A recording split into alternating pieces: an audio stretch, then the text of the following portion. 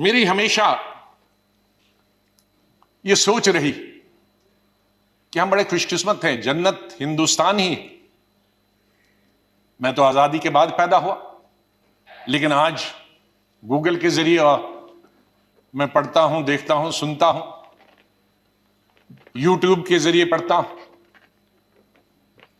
मैं उन खुशकिस्मत लोगों में हूं जो पाकिस्तान कभी नहीं गया, लेकिन जब मैं पढ़ता हूं कि वहां किस तरह के हालात हैं पाकिस्तान के अंदर, तो मुझे गौरव महसूस होता है, मुझे फख्र महसूस होता है कि हम हिंदुस्तानी मुसलमान हैं।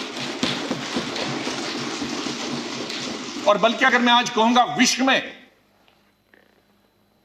किसी मुसलमान को अगर गौरव होना चाहिए, वो हिंदुस्तान के मुसलमान को गौरव होना चाहिए। हमने इन पिछले 30-35 सालों से अफगानिस्तान से लेकर इराक से लेकर और कुछ सालों पहले से देखे कि किस तरह से मुस्लिम देश खत्म हो जा रहे हैं एक दूसरे के अंदर और एक दूसरे से लड़ाई करते हुए। वहां हिंदू तो नहीं है, वहां कोई क्रिश्चियन तो नहीं है, वहां दूसरा तो नहीं है जो लड़ाई कर रहा है, आपस में लड़ाई कर रहे हैं।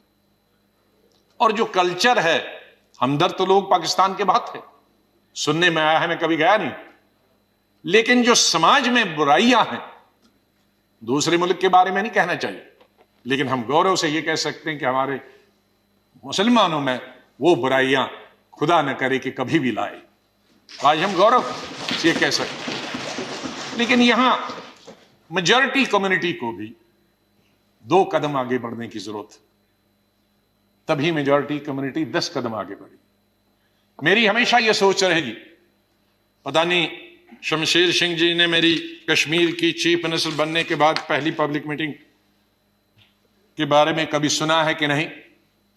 मैं जब सीएम बना तो पहली पब्लिक मीटिंग सीएम के तौर पे, आपको आश्चर्य होगा कहां ली होगी, वो मैंने सोपुर में ली, जहां के सोपुर में कोई कई दशकों से पब्लिक मीटिंग कोई कर नहीं सकता, आज भी नहीं कर सकता। शहर में तो नहीं की, लेकिन उसी कॉन्स्टिट्यूंसी में की जहां गिलानी साहब हैं, जो गिलानी साहब वहां से 3 दफा एमएलए चुन के आए। और उस पब्लिक मीटिंग में मैंने क्या कहा था